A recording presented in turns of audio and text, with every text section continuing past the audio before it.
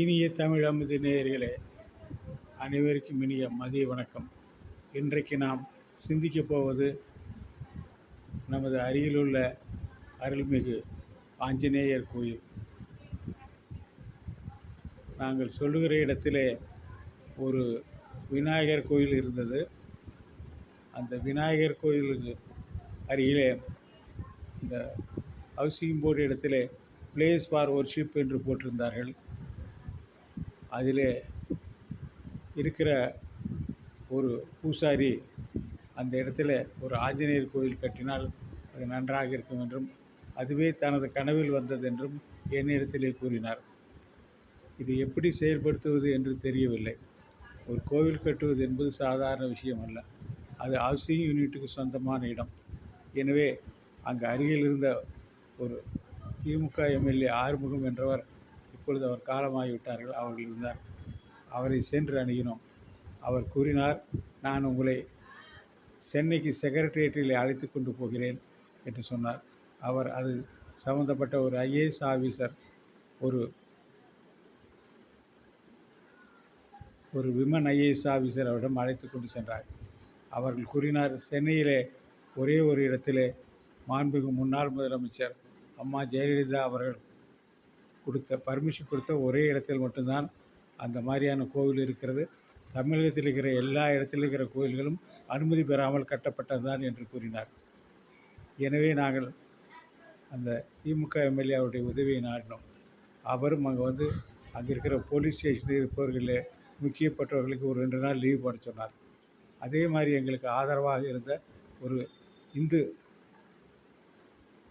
முன்னணி தலைவர் பொங்கியண்ணன் என்பவர் உதவிக்கு அவருடைய குழுவினரோடு வந்தார். நாங்கள் வெள்ளிக்கிழமை என்று அங்கே இடத்திலே ஒரு அஸ்திவாரம் தோண்டி அந்த இடத்திலே கட்டினோம். அதிலே அங்கே இருக்கிற பெரிய ஒரு தனியார் மில்லுடைய முதலாளி 20,000 கொடுத்தார். அவரே தங்கள் பக்கத்தில் இருக்கிற இன்னொரு கம்பெனியிலிருந்து ஒரு 10,000 கொடுத்தார். தங்கவேல் என்ற ஒரு நண்பர் 10,000 கொடுத்தார். இந்த 40,000 வைத்து நாங்கள் அந்த ஹவுசிங் யூனிட்டில் கீழ் அடித்தளம் தோண்டி அந்த இடத்திலே வைத்தோம். ஆனால் ஹவுசிங் யூனிட்டை சேர்ந்த இன்ஜினியர் அவர்கள் அங்கே இந்த மாதிரி கட்டக்கூடாது என்று அவர்கள் தடுத்து உரைத்தார். நாங்கள் அதையெல்லாம் பார்க்காமல் அவருடைய மனைவி எங்களுக்கு தெரிந்த டாக்டர் என்பதால் அவரிடத்திலே போய் சொன்னோம், உங்களுடைய கணவர் ஒரு நல்ல செயல் செய்வதற்கு எங்களுக்கு தடங்கள் கொடுக்கிறார் என்று சொன்னோம். அவரும் கணவரிடம் கூப்பிட்டு இதை தடங்கள் செய்யாதீர்கள் என்று அவருக்கு அறிவுரை கூறினார். பின்னாலே நாங்கள் வெள்ளிக்கிழமை என்று அந்த இடத்திலே ஒரு ஆலோ பிளாக் வைத்து ஒரு கோயிலை தோற்றுவித்தோம். அது சனிக்கிழமை ஞாயிற்றுக்கிழமை காலைக்குள் அது ரெடியானது. ஞாயிற்றுக்கிழமை காலை அந்த இடத்திலே ஒரு ஆலோ பிளாக் வைத்து ஒரு மேலே கோபுரமின்றி ஒரு கோவிலை சிருஷ்டித்து விட்டோம். எங்களுக்கு தெரிந்த அந்த இடத்திலே இருக்குது தஞ்சாவூர் மாவட்டத்திலே இருக்கக்கூடியவர்கள், அவர்கள் அந்த வைணவ தலைவர்களெல்லாம் வந்தார்கள். மன்னார்குடியிலிருந்து வந்தார்கள். ராமானுஜாச்சாரியார் என்ற ஒரு பெரியவர் எங்களுக்கு அந்த இடத்திலே கும்பாபிஷேகம் செய்வதற்கு உதவி புரிந்தார்கள். அன்று ஞாயிற்றுக்கிழமை இரவு விடிந்தால் திங்கட்கிழமைக்குள் கும்பாபிஷேகத்தை முடித்தோம். ஆனால் அதற்கு பின்னாலே ஹவுசிங் யூனிட்டில் இருந்தவர் ஒவ்வொரு மணி நேரத்துக்கு முன்னாடி எங்களிடத்திலே இந்த இடத்துல இருக்கக்கூடாது, காலி செய்யுங்கள் என்றெல்லாம் கூறிக்கொண்டிருந்தார். என்ன செய்வது என்று தெரியாமல் எங்களுக்கு நண்பர் திரு ஆர் சீனிவாசன் என்ற ஒரு வக்கீல் அவர்கள் உதவிக்கு வந்தார். எனவே நாங்கள் என்ன செய்தோம், அந்த இடத்துல ஏற்கனவே ஒரு பிள்ளையார் கோயில் இருந்தது. ஆகினாலே நாங்கள் ஒரு திருச்செங்கோடு கோர்ட்டில் ஒரு கேஸ் ஃபைல் பண்ணோம். அங்கே இருக்கிற விநாயகர் கோயில் ரொம்ப வருடங்களாக நூற்றாண்டு காலமாக இருப்பது என்றும் அதை அங்கு கும்பிட்டு செல்வதற்கு எந்த தடையும் விலக்கக்கூடாது என்று நாங்கள் அந்த இடத்துல ஒரு கம்ப்ளைண்ட் கொடுத்து அந்த இடத்துல ஒரு இன்ஜெக்ஷன் கேட்டிருந்தோம். அதில் இருக்கக்கூடிய ஜட்ஜி அவர்களை நேரில் சந்தித்த பொழுது அவரும் ஒரு ஆஞ்சநேயர் பக்தர். எனவே ஹவுசிங் யூனிட்டுக்காக இருந்த வக்கீல் அவர்களை பார்த்து அவர் சொன்னார், ஆஞ்சநேயர் நினைத்தால் வாளிலே அடித்து விடுவார், எனவே இதில் அப்பீர் ஆகாதங்கள் என்று அந்த நீதிபதியும் அந்த ஹவுசிங் யூனிட் சார்பிலே இந்த வக்கீலிடம் எடுத்துரைத்தார். ஆனால் அந்த வக்கீலானவர் தொடர்ந்து எங்களுக்கு தொந்தரவு கொடுத்து வந்த நேரத்திலே என்ன செய்தார் என்றால், எதிர்பாராத விதமாக அவருடைய தங்கை அவர்கள் தற்கொலை செய்து கொண்டார்கள்.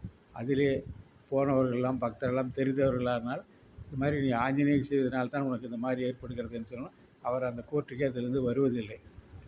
இந்த முறையில் இன்ஜெக்ஷன் வாங்கினோம்.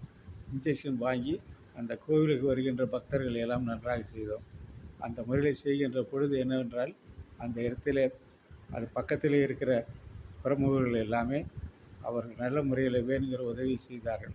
ஆனால் அதுக்கு பூசாரியாக இருப்பவர் மாதவன் என்றவர், அவர்கள் அதை தனியாக அதை டீல் செய்ய ஆரம்பித்தார். எல்லோரும் பணம் வசூலிக்க ஆரம்பித்தார். நான் அந்த அந்த தனியார் நிறுவனத்தில் இருக்கிற கோயிலுக்கு பொறுப்பாளராக நான் இருந்த காரணத்தினாலே முருகன் மற்றும் பெருமாள், ஆஞ்சநேயர் கோயில் எல்லாம் இருந்தது. பின்னாலே அந்த முருகன் கோயில் பக்கத்திலேயே நாங்கள் அந்த காசி விஸ்வநாதர் கோயிலும் விசாலாட்சி கோயிலும் அமைத்திருந்தோம். எனவே நிர்வாகம் என்னை கூப்பிட்டு சொன்னது, நீங்கள் இதிலே போய் இந்த ஆஞ்சநேயர் கோயில் விஷயத்தில் தலையிட வேண்டாம். அதிலே இருப்பவர்கள் பண ரீதியாக அவர்கள் செயல்படுகிறார்கள். எனவே நமது கம்பெனியுடைய பெயரை கெடுத்துக்கொள்ள வேண்டாம். நமது முருகன் ஆஞ்சநேயர் கோயிலை மட்டும், பெருமாள் கோயிலை மட்டும் பாருங்கள் என்று அறிவுரை கூறி அதிலிருந்து என்னை வெளியே வளைத்தார். அவர் பின்னாலே பல காரியங்கள்லேயும் அந்த மாதவன் அவர்கள் செய்து அதற்கு புதிதாக கட்டடம் ஒன்றை கட்டினார். சுவாமி கீழே இருந்தது மேலே அழைத்து சென்றார்.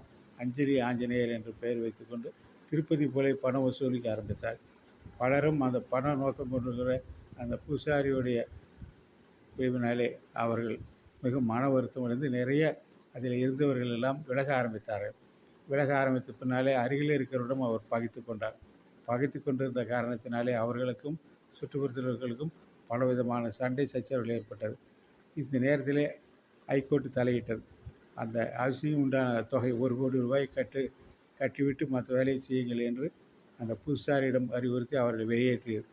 வெளியேற்றியதற்கு பின்னாலே அந்த இடத்துல எப்படி பூஜை செய்வது என்று அந்த கதவு இழுத்து மூடப்பட்டது.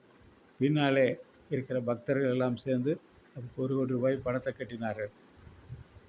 ஆனாலும் இவர்கள் ஒரு சாராக இருந்ததினாலே அந்த பொதுமக்களிடத்தில் எதிர்ப்பு கிளம்பியுடன் அது சம்பந்தப்பட்ட இருக்கிற அமைச்சர்கள் எல்லாம் தலையிட்டு அந்த ரூபாயை திருப்பி கொடுத்து விட்டார்கள்.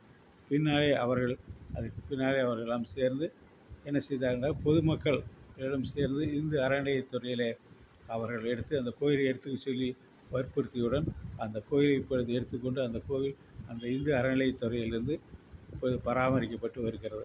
இந்த நேரத்தில் 10 ஆண்டுகளுக்கு முன்பாக நாங்கள் ஆரம்பித்து, ஒரு சிலர் மட்டும் ஆரம்பித்து அந்த கோயிலை நிர்மாணித்ததும் 2 நாளிலே அதற்கு கும்பாபிஷேகம் நடந்து எல்லாம் எண்ணுகின்ற பொழுது இப்பொழுது அது தொடர்ந்து நடைபெற்று கொண்டிருக்கிற அரசு துறையில் இருக்கிற இந்து சமயத்துறையிலிருந்து அந்த கோயில் நிர்வாகம் இப்பொழுது பராமரிக்கப்பட்டு வருவதை நினைத்து பார்க்கும் பொழுது நான் ஆரம்பத்திலே செய்த அந்த எண்ணம், அந்த சேவை இன்றைக்கு அது தொடர்கிறது என்று எண்ணி பார்க்கும் பொழுது மனதிற்கு மிக மிக சந்தோஷமாக இருக்கிறது. எனவே அந்த கோயிலில் இருக்கிற அஞ்சலி ஆஞ்சநேயரை நாம் வணங்கி நாம் நல்ல நலன்களையும் நல்ல பலன்களையும் பெறுவோமாக. நன்றி, வணக்கம்.